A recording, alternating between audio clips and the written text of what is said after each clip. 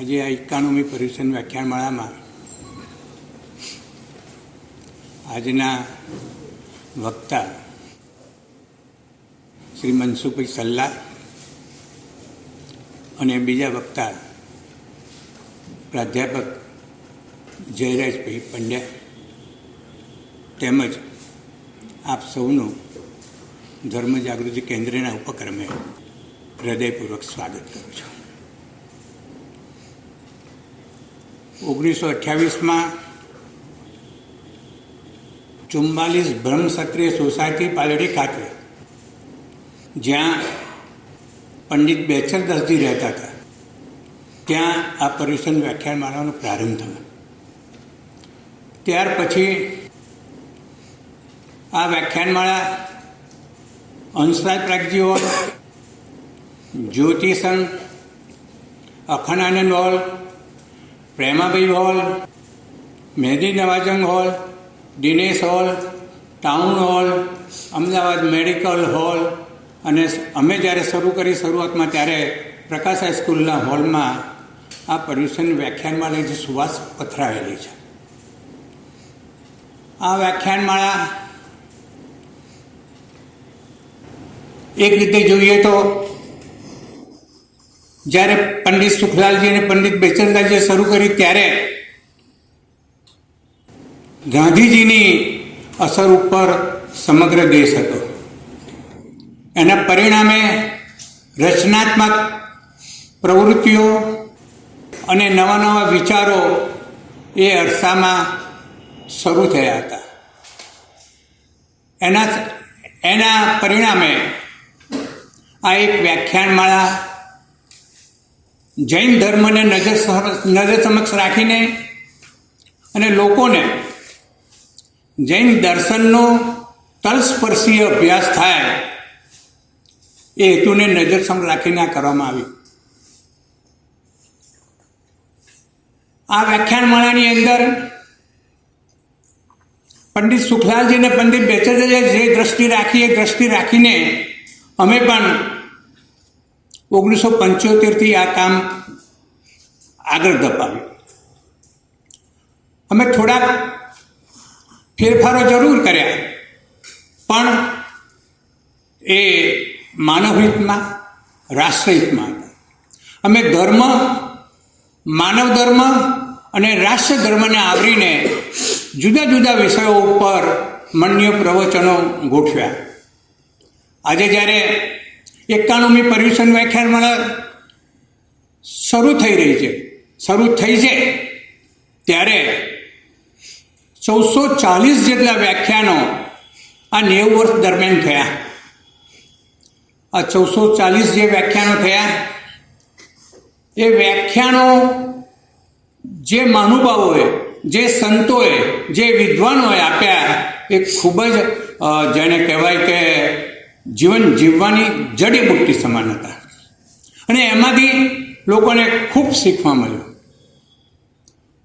આ વ્યાખ્યાનમાળા જે અમે અત્યાર સુધી આ યજ્ઞ ચાલુ રાખી શક્યા છે, જ્ઞાન યજ્ઞ, આ જ્ઞાન યજ્ઞ ચાલુ રાખવામાં અમને ઘણા બધા મહાનુભાવોનો સહકાર, સાથ મળ્યો. જેમાં યુએન મહેતા, શાંતાબેન પન્નાલાલ ઝવેરી, વિજયભાઈ, પાર્થનાથ કોર્પોરેશનવાળા નવનીતભાઈ,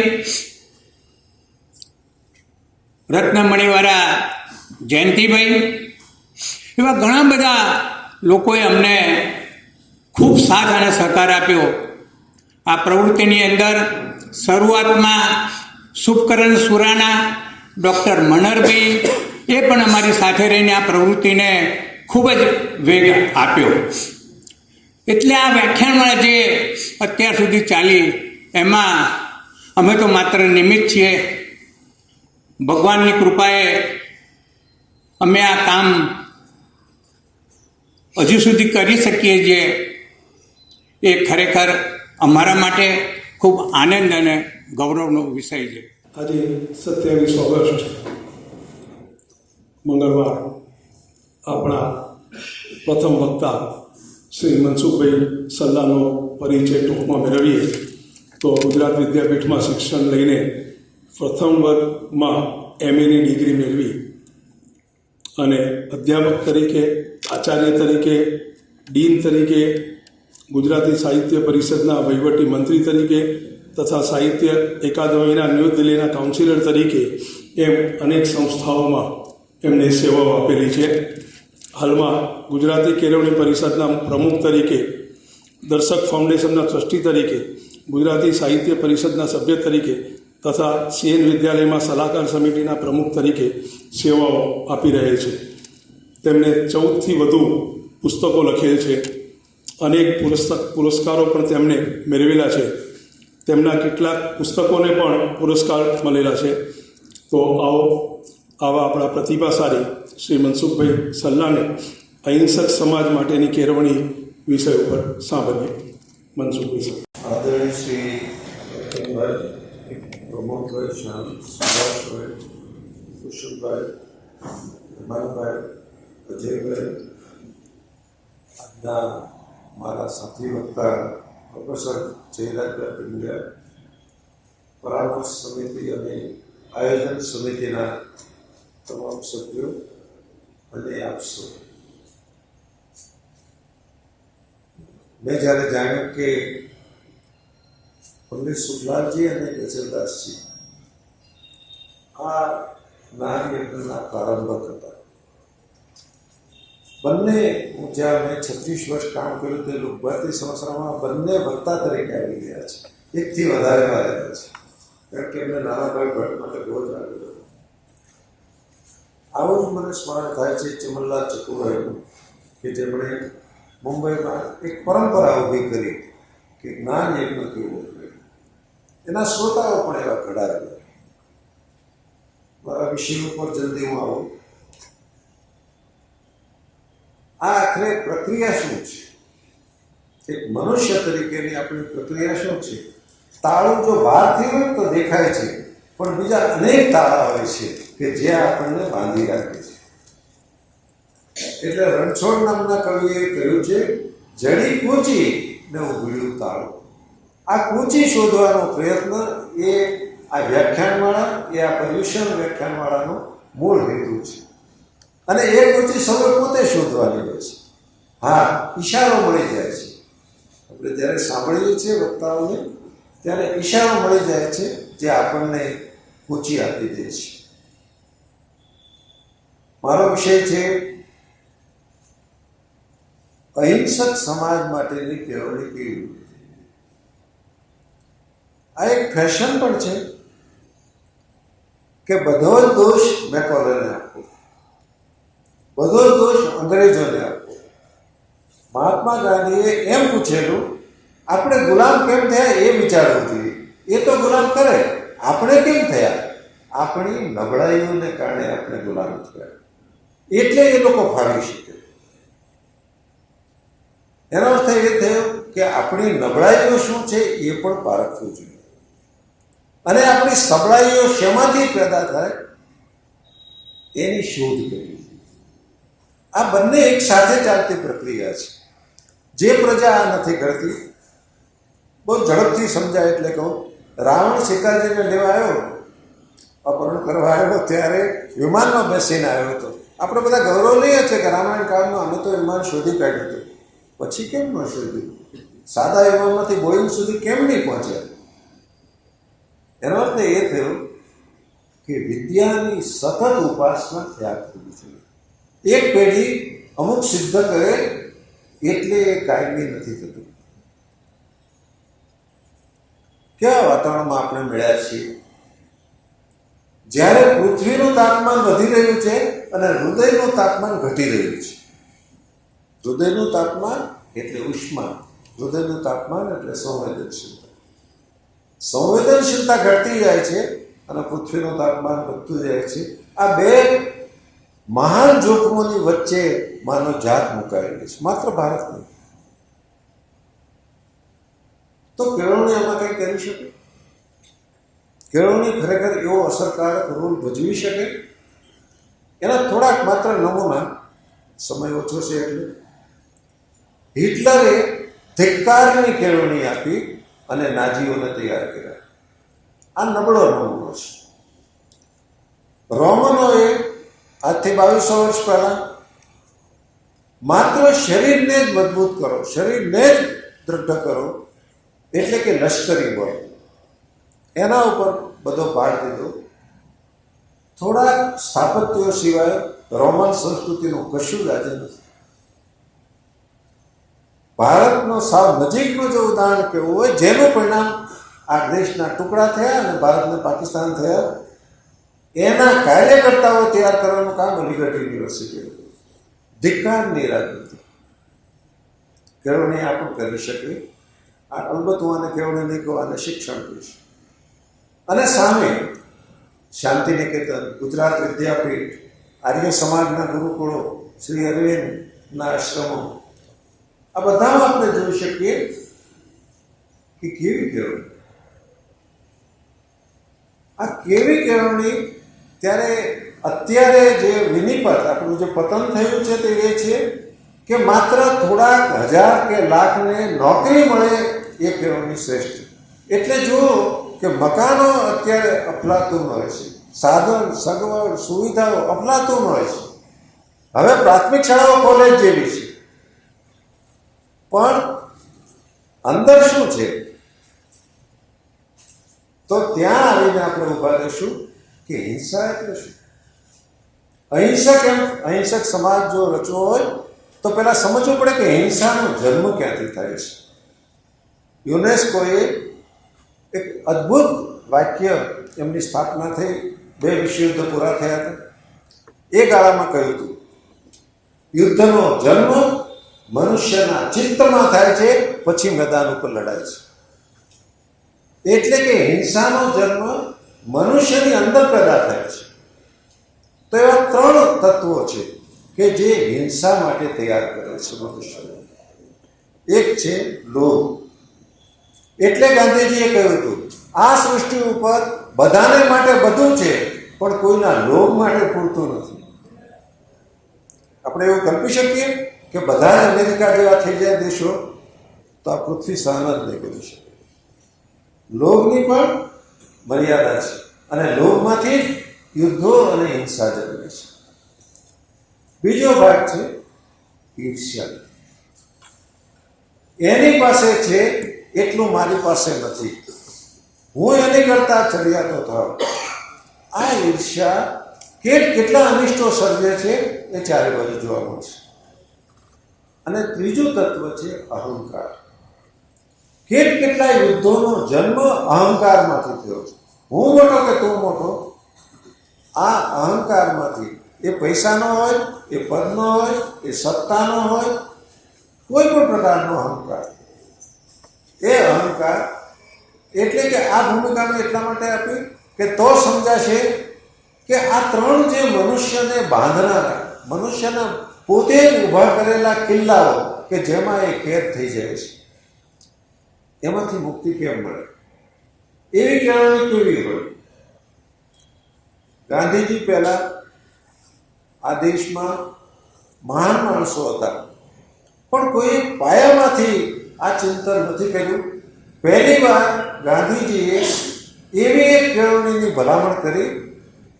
એમની પાસે એટલો વખત નહોતો કે પ્રયોગ કરીને સાબિત કરી શકે, કારણ કે 1937માં એમણે કહ્યું નહીં તાલીમ. કેમ નહીં તાલીમ? તો કે આ જૂની તાલીમ છે, એ ગમે એટલી રૂડી રૂપાળી સગવડવાળી સાધનોવાળી છે, પણ જૂની છે. કેમ? એ કેળવણીનું પરિણામ તે મનુષ્ય સાંકળો થાય છે, મનુષ્ય સ્વાર્થી થાય છે, મનુષ્ય માત્ર આક્રખો થાય છે, મનુષ્ય માત્ર પોતાનો વિચાર કરતો થાય છે. એવી કેળવણી છે, માટે એ જૂની કેળવણી. મેકોલે ગયો, અંગ્રેજો ગયા, કેળવણી હજુ જૂની જ છે. આજે પણ એ જ પરિણામ આવે છે. જેમ એટલે એક ટૂંકમાં કહેવા માટે 1937માં જ્યારે સ્વરાજ નહોતું મળ્યું, 10 વર્ષની વાત, ત્યારે મોર એ બહુ જ મોટો પત્રકાર બન્યો. એ ગાંધીજીની સાથે રહેવા 15 દિવસ આવ્યો. ગાંધીજીની સાથે અનેક વાતો કરે, પ્રશ્નો કરે. એક દિવસ કે બાપુ, ભારતનો સૌથી મોટો પ્રશ્ન તમને કયો લાગે છે? સ્વરાજ મેળવવું એ મોટો પ્રશ્ન હતો, ગરીબી મોટો પ્રશ્ન હતો, હિન્દુ મુસ્લિમ ઝઘડાઓ અને વિદ્વેષ એ મોટો પ્રશ્ન હતો, ગરીબીનો પ્રશ્ન મોટો હતો, નિરક્ષરતા. ગાંધીજી આમાંનો એક પણ પ્રશ્ન નહોતો. ક્રાંત દ્રષ્ટા એટલે કે જે ભવિષ્યને જોઈ શકે છે તે મહાન છે. એમણે એમ કહ્યું, આ દેશનો મોટામાં મોટો પ્રશ્ન મને એ લાગે છે કે ભણેલાઓના હૃદયની કઠોરતા. માણસ જેમ ભણે છે એમ વધારે સ્વાર્થી થાય છે, જેમ ભણે છે એમ અસંવેદનશીલ થાય છે, જેમ ભણે છે વધારે એમ બીજાની કાળજી રાખવાનું થોડું ઓછું કરી નાખે છે. આ ભારતની મૂળ સમસ્યા છે.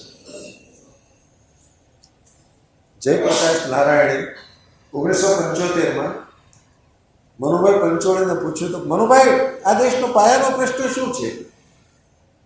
એટલે મનુભાઈ કહે કે સૂત્રમાં કહું, અહીં જે ઉત્પાદકો છે ને એ સારા છે, પણ નાગરિક તરીકે નબળા છે. અહીં નાગરિક તરીકે સારા છે, એ ઉત્પાદક તરીકે નબળા છે. જે ઉત્પાદક તરીકે પણ સારા અને નાગરિક તરીકે પણ સારા પેદા કરે ને, એવી કેળવણી આવશે ત્યારે આ ભારતનો પ્રશ્ન ઉભરશે. એટલે મેં પ્રારંભમાં કહ્યું, થોડાક લાખને નોકરી મળે એ ભારતની સમસ્યાનો ઉકેલ નથી. તો કેવી કેળવણી? રાજાજી એ આખી જેટલી આપણા આગેવાનો હતા ને, એમાં સૌથી વધારે બુદ્ધિશાળી, સૌથી વધારે મેધાવી ચક્રવર્તી રાજગોપાલાચાર્ય હતા. એમણે એમ કહ્યું કે ગાંધીજીનો નવી તાલીમનો વિચાર એ માત્ર ભારત માટે નહીં, વિશ્વ માટે ક્રાંતિકારી વિચાર છે. આ માત્ર વખાણ હતા? આ માત્ર અહોભાવ હતો, આદર હતો? ના, આ વ્યાજબી મૂલ્યાંકન હતું. આખરે મનુષ્યની સમસ્યા શું છે? અવળાઈ ઓછી થાય, સવળાઈ વધે. આ બહુ તળપદી ભાષામાં કહેવાય છે કે મનુષ્યમાં અવળાઈ છે જ, કારણ કે અવિદ્યા છે. એ અવળાઈ કેમ ઘટે અને સવળાઈ કેમ વધે? એટલે કે વિદ્યા કેમ વધે? આ મનુષ્ય જાતનો કોયડો છે, માત્ર ભારતનો નહીં. ભારત ગુલામ થયું.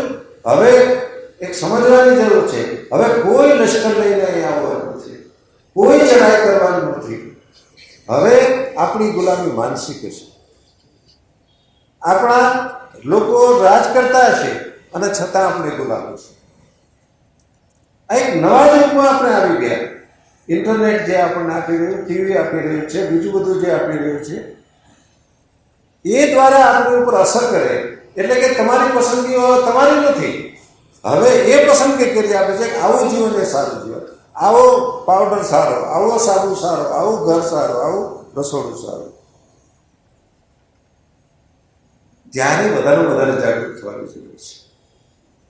તો કેવી કેળવણી? આજની કેળવણીની મર્યાદા એ છે, બધા જ લોકો અપ્રામાણિક છે એવું પણ નથી. સેલ્ફ ફાઇનાન્સના નામે લૂંટ ચાલે છે હું જાણું છું, પણ પછી પણ બધા અપ્રામાણિક નથી. પણ એમનું દર્શન જ મર્યાદિત છે. એટલે ગાંધીજીએ કહ્યું 3H નામે બહુ જાણીતો સૂત્ર છે, મનુષ્યની ત્રણેય બાજુઓ વિકસવી જોઈએ. કઈ ત્રણ બાજુ? કોઈ પણ મનુષ્ય તરીકે શ્રેષ્ઠ બને છે એ એની ત્રણેય બાજુ વિકસે ત્યારે. એટલે ગાંધીજીએ કહ્યું, હૈયું, હાથ અને મગજ ત્રણેયની સમન્વિત કેળવણી થવી જોઈએ. કોઈ એક બાજુની નહીં. માત્ર હાથની કેળવણી થાય તો મજૂર પેદા થાય, પણ કુશળ મજૂર પેદા ન થાય, સમજદાર મજૂર પેદા ન થાય. એટલે માત્ર હાથની કેળવણી પણ પૂરતી નથી. અત્યારે આપણે વાલીઓ બધા ભ્રમમાં છીએ કે આપણા બાળકોની બૌદ્ધિક કેળવણી થાય છે. ના, બૌદ્ધિક કેળવણી થતી જ નથી, સ્મૃતિની કેળવણી થાય છે. આપણે જરાક પ્રશ્નો સાથે જોડીને આ ત્રણેયને જોડીએ. જો બુદ્ધિની કેળવણી થવી જોઈએ, અને આ દેશમાં અત્યારે સરકારના આંકડા એવા છે કે 130 કરોડ તો અહીંયા વસ્તી થઈ જ ગઈ છે, કદાચ વધારે છે. આ 130 કરોડની વસ્તીના પ્રશ્નો ઉકેલવા હોય તો માત્ર ભાવનાઓ પૂરતી નહીં થાય, માત્ર આદર્શો પૂરતા નહીં થાય. તો એવી તીવ્ર અને સૂક્ષ્મ બુદ્ધિની જરૂર પડવાની. આ તીવ્ર અને સૂક્ષ્મ બુદ્ધિનો વિકાસ થાય છે ખરો? નથી થતો. આપણા અર્થશાસ્ત્રના વિદ્યાર્થીઓ અર્થશાસ્ત્રના સિદ્ધાંતો મૂકી નાખે છે, ફર્સ્ટ ક્લાસ ફર્સ્ટ પણ લઈ આવે છે, અમર્ત્ય સેન નથી પાડતા. મારે આ દેશમાં 1,000 અમર્ત્ય સેનની જરૂર છે, અને કોઈ અમર્ત્ય સેન પાકે એવું તો થતું જ નથી. કલામ સાહેબ, જેમણે પક્ષીઓને ઉડતા જોઈને વિચાર્યું કે આવું કેમ ના થઈ શકે કે આપણે ઉડી શકીએ અથવા તો એવું સાધન મળે, અને એના શિક્ષકે પ્રોત્સાહન આપ્યું. વિશાળ નહીં તરીકે જાણીતા હતા. આ એક બે નહીં, વિક્રમ સારાભાઈ એક બે નહીં, આવા હજારો વિક્રમ સારાભાઈ કે કલામ સાહેબની જરૂર છે. તો બૌદ્ધિક વિકાસ કેવો થવો જોઈએ? જેમાં કાર્યકારણ બુદ્ધિ હોય. આમ કેમ થયું? પહેલું જ્યારે સફરજનને પડતું જોયું છે મનુષ્ય, એને ઓછામાં ઓછા 50,000 વર્ષ થયા છે. કોઈનો વિચારમાં આવ્યો કે નીચે જ કેમ પડ્યું, ઉપર કેમ ન ગયું? અને માથાના ફરે ન્યૂટનને વિચાર આવ્યો, કારણ કે સ્વતંત્રપણે વિચારવાની શક્તિ હતી. આ દેશની કમનસીબી એ છે કે વિદ્યાના ધામ વધી રહ્યા છે અને અંદર ખાલીપો વધી રહ્યો છે. જો કે આપણા વિદ્યાર્થીઓ એક નાની ઘટના ઉપરથી વ્યાપક રીતે આખી ઘટનાને સમજે છે. અત્યારે ચારે બાજુ વર્તારા છે અને પર્યાવરણ શાસ્ત્રીઓ કહી રહ્યા છે 2032 સુધી તમારા સમય છે, પછી પાણી માટે યુદ્ધ થશે. હવે મારી સામે એક શિક્ષક તરીકે, એક વાલી તરીકે, મા બાપ તરીકે શું છે? હું શું કરી શકું? હું કેમ મારા બાળકને એવી સભાનતા આપી શકું કે પાણી તો તમારે સમજવું આપવું? તો મારું બાળક નાનું છે, હજી એ આ તત્વજ્ઞાન, આ આખું વ્યાપક ભૂમિકા નથી સમજતું. તો કહી શકાય કે તું મહેમાનને અડધો ગ્લાસ પાણી આપ અને સાથે લોટો લઈને ઊભો રહો અને કહેવાનું કે આપ એક ઘૂંટડો જો પાણી પીવાના હો તો મેં અડધો ગ્લાસ આપ્યો છે, આપ માગો અને વધારે જોયો તો હું પાણી લઈને ઊભો છું. આ કેટલી નાની ઘટના છે. હવે એક બીજી મહાત્માની ઘટના. સાબરમતી આશ્રમને તીરે ગાંધીજી રહ્યા હતા. આ દિવસોમાં ગાંધીજી દરરોજ નીચે સાબરમતીને કાંઠે જાય, દાંતણ પાણી કરે, મોઢું કોકડા કરે. મોહનલાલ પંડ્યા નામના આપણે એક સ્વાતંત્ર્ય સૈનિક, એ દરરોજ સાથે જાય. એમનું વારંવાર થવાને કારણે ધ્યાન ગયું કે ગાંધીજી 2 ટંકણી પાણીમાં જ બધું પૂરું કરે છે, અને ત્યારે સાબરમતી ભરવી નથી પડતી, સ્વાભાવિક રહેતી. તો મોહનલાલ પંડ્યાએ પૂછ્યું કે બાપુ, હું જોઉં છું કે આપ 2 ટંકણી પાણીથી જ સવારની બધી ક્રિયા કરો છો. આટલું બધું પાણી છે, આમાં તો ધૂમકા મારી શકાય, નાહી શકાય એટલું પાણી છે, તમે કેમ આટલું જ વાપરો છો? અને ગાંધીજીએ જવાબમાં કહ્યું હતું, એ જવાબ માત્ર મોહનલાલ પંડ્યાને કહેવાયેલો હતો, પણ આખા જગતે સાંભળવો પડે એવી સ્થિતિમાં આપણે માત્ર આટલા ટૂંકા ગાળામાં, આ જવાબ લગભગ 26 કે 27 હવે 27 નજીક છે. આ સાબરમતીના પાણીમાંથી મારો અધિકાર 2 ટંકણી પાણીનો છે. બાકીનું પાણી અન્ય મનુષ્યો, વૃક્ષો, જીવજંતુ, પશુ પક્ષી એ બધાને માટે કુદરતે પાણી બનાવ્યું. મારો અધિકાર તો 2 ટંકણી પાણી છે. આ જે તમારું સૂત્ર છે ને એ પણ એ સૂચવે છે કે મારો અધિકાર તો આટલો જ છે, મને એક દાણો બગાડવાનો અધિકાર નથી. આ સભાનતા, આ કેળવણી તો આપણા વિદ્યાર્થીઓ એવા તૈયાર થાય કે જે પ્રશ્નોને વ્યાપક રીતે સમજે. આજે તો એક વ્યાખ્યાન આ બાજુનું કરી જાય એટલે વિદ્યાર્થીઓ એ બાજુ નમી જાય છે, કાલે તો તેનાથી વધારે પ્રભાવશાળી બીજી રીતે વાળશે તો એ બાજુ વળી જાય. કારણ કે આપણા વિદ્યાર્થીઓને આઈન્સ્ટાઈનની ભાષામાં કહું, આલ્બર્ટ આઈન્સ્ટાઈને એમ કહ્યું છે, મનમાં, એટલે કે એમને માઇન્ડ શબ્દ આપ્યો છે, મનમાં વિગતોને સંગ્રહવી એ શિક્ષણ નથી, વિચારતા કરવા એ શિક્ષણ છે. આપણો વિદ્યાર્થી વિચારતો થાય. અમદાવાદમાં જેટલી પ્રાથમિક શાળાઓ, હાઈસ્કૂલો અને કોલેજો છે, સૌથી વધારે ગુજરાતમાં અહીંયા છે. આ પ્રક્રિયા થાય છે. આપણો વિદ્યાર્થી વિચારતો થાય છે. આને ગાંધીજીએ બૌદ્ધિક વિકાસ કર્યો. કે વિદ્યાર્થી વિચારતો થાય એટલે તપાસતો થાય એટલે પૃથ્થકરણ કરે એટલે વિગતો, હકીકતો સામે આવે, એમાંથી એ અનુભવ કરે. એ અનુભવનો વળી પાછો લાગુ પડે. આ આખી પ્રક્રિયાની વાત છે. એટલે ગાંધીજીએ કહ્યું કે બૌદ્ધિક વિકાસ અનિવાર્ય. પણ કેવો બૌદ્ધિક વિકાસ? વિચારતા કરવાનો બૌદ્ધિક વિકાસ. બીજું, હૈયાનો વિકાસ થતો. કેમ હૈયાનો વિકાસ થતો? કારણ કે આજની કેળવણીની રચના જ એવી છે કે માણસ સેલ્ફિશ થાય, સેલ્ફ સેન્ટર્ડ થાય. આ સેલ્ફ સેન્ટર્ડનેસ એ એટલો મોટો શાપ છે મનુષ્ય જાત માટે. હું જ મારું સુખ જ વિચારું. તમે રોડ ઉપર ગાડી લઈ નીકળો તો સમજાશે કે ગાડીઓ વધી છે, ટ્રાફિક સેન્સ વધ્યું. ટ્રાફિક સેન્સનો અર્થ એ છે હું બીજાની કાળજી રાખું. હમણાં જે કુમારપાળભાઈએ કહ્યું, જૈન ધર્મમાં અહિંસા એટલે શું? હું બીજાની કાળજી રાખું. આપણે પ્રેમ ને બધું બોલ, લવ ઇઝ કેર. પ્રેમ એટલે કાળજી. હું બીજાની કાળજી રાખું છું, પડોશીની કાળજી રાખું છું, રોડ ઉપર છું તો વાહન ચલાવતી વખતે બીજાની કાળજી રાખું છું, હું વસ્તુ ખરીદતી વખતે બીજાની કાળજી રાખું છું. આ બીજાની કાળજી એ પ્રેમ છે, એ જ હૃદયનો વિકાસ. આ વિકાસ થાય એવા પ્રકારની કેળવણી આજે અપાય છે. આજે વિગતોની કેળવણી અપાય છે. એ વિગતોની પાછળ રહેલા જે જીવન સંદર્ભો છે એ છોડી દેવામાં આવે છે. પરિણામ શું છે? પરિણામે આપણા વિદ્યાર્થીઓ ડિગ્રીધારી હોય છે, સંવેદનશીલતા વિકસતી નથી. આ સંવેદનશીલતા કેમ નથી વિકસતી? કારણ કે એના પર ભાર નથી અપાતો. સૌથી વધારે કામ કલા અને સાહિત્ય કરે, પર્યાવરણ શાસ્ત્ર કરે. કેવી રીતે ભણાવે છે? વિગતો તરીકે. કવિતા પણ કેવી રીતે ભણાવે છે? કવિનું નામ શું છે, ટાઇટલ શું છે, આમ ફલાણા એક અર્થ આપો. અરે તો બધી બાકીની વસ્તુઓ છે.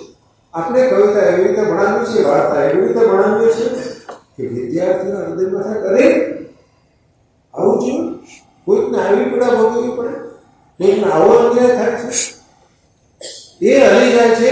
એમાંથી એક માણસ આઈએસ અધિકારી થશે, એક માણસ ડોક્ટર થશે, એક માણસ વડાપ્રધાન થશે, એક માણસ ક્યાંય ને ક્યાંય પહોંચશે, પણ એક છેલ્લા માણસની કાળજી લેશે. આજે એટલે કે હૃદયની કેળવણી, હૈયાની કેળવણી, એ ભાગ જો છોડી દઈએ,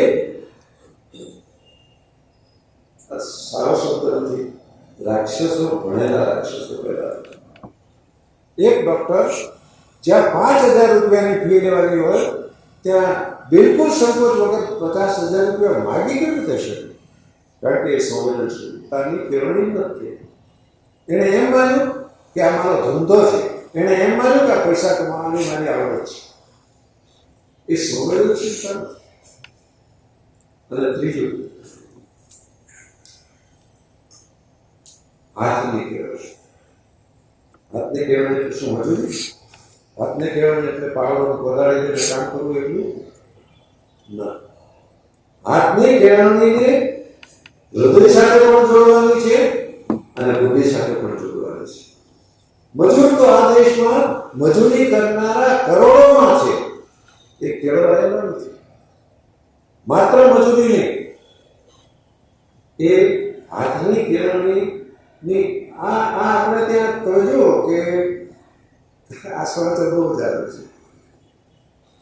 છાપામાં ફોટો આવે અને પછી વિદ્યાર્થીઓ વાળતા હોય અને નીચે લખ્યું હોય વિદ્યાર્થીઓ પાસે મજૂરી કરાવવામાં આવે છે. જરાક ગંભીરતાથી ઊંડાણમાં જઈને જોવા જેવું છે. પ્રફુલ્લચંદ્ર રોય રસાયણશાસ્ત્રના ભારતના પિતામહ કહેવાય છે અને જેમની પાસે ગાંધીજીએ ગુજરાત વિદ્યાપીઠની સ્થાપના એટલે ખાતમુહૂર્ત છે ને એ પ્રફુલ્લચંદ્ર રોય કરેલું. એમણે પાછા પડ્યા, આપણે કેમ આવા થયા, એક દેશ તરીકે એનો ખાસો અભ્યાસ કર્યો અને એમણે એક તારણ કાઢ્યું. જ્યારથી જેમ કે આપણે ત્યાં વૈજ્ઞાનિક સંશોધનો અટકી કેમ ગયા, એમની શોધા હતી, તે તો પછી તો એમને બહુ માન સન્માન મળેલું. પણ એમનું હતું કે આ ભારતમાં એવું કેમ બન્યું કે વૈજ્ઞાનિક શોધો અટકી ગઈ. અને તમે જુઓ ને અત્યારે એક નાની પેન્સિલથી લઈને હવે તો બધું બનાવવા માંડ્યું. આપણે કેટલું શીખ્યું, લગભગ દવાઓમાં તપાસ કરો, જીવન જરૂરિયાતની રોજબરોજની વસ્તુઓ જુઓ, આપણે કેમ ના શોધ કરી. એટલે એમણે પાછળ પગલે ચાલ્યા પ્રભુચંદ્ર, અને એમણે ખૂબ અભ્યાસ કર્યા પછી કારણ આપ્યું, જ્યારથી મગજની કેળવણી અને હાથની કેળવણીને છૂટા પાડ્યા ત્યારથી ભારતમાં વૈજ્ઞાનિક શોધો અટકી ગઈ. આજે માનસશાસ્ત્રીઓએ એ સિદ્ધ કરી દીધું છે કે હાથ જેમ વધારે ચલાવીએ છીએ એટલે કે જુદા જુદા પ્રકારની કૌશલ્યોવાળી અનેક ક્રિયાઓ કરીએ છીએ એમ મગજનો પણ વિકાસ વધારે છે. તમે જોઈ શકશો દીકરાઓ કરતાં દીકરીઓ આજે આગળ છે, કારણ કે દીકરી ઘેરાઈને પણ પાછા હાથ ચલાવે છે અને દીકરા ફટાયા કુંવર જેવા છે. આ રોજબરોજનો આપણો અનુભવ છે. મનુષ્યની હાથની શક્તિ એટલે શું? સર્જનની શક્તિ, નવું કરવાની શક્તિ.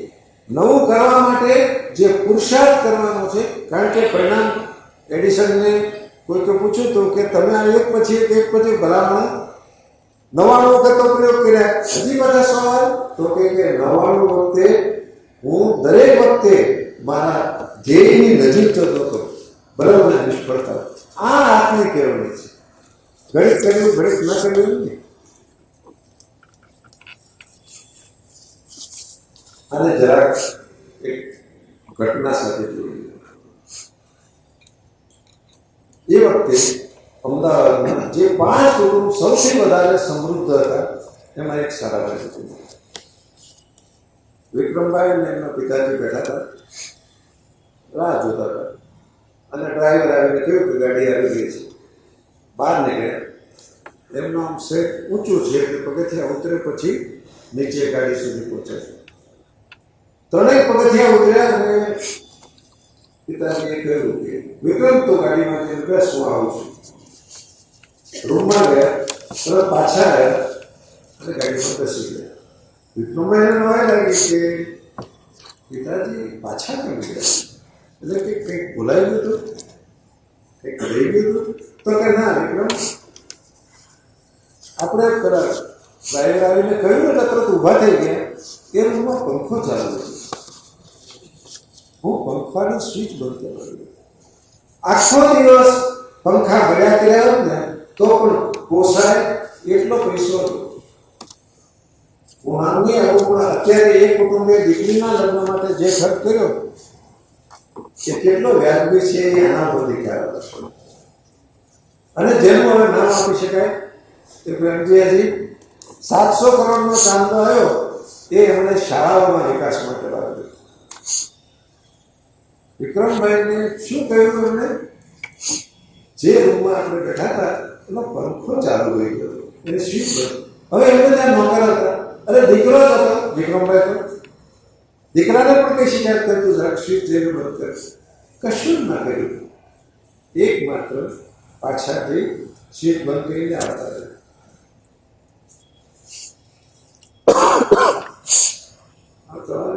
હું તો ઓછામાં ઓછું 40 મિનિટ આપવી જોઈએ. 40 થશે સર. અને આ કેવી રીતે ઉભી નીકળે છે, આ સંવેદનશીલતા, આ વ્યાપક રીતે જોવાની દ્રષ્ટિ કેવી રીતે ઉભી નીકળે છે.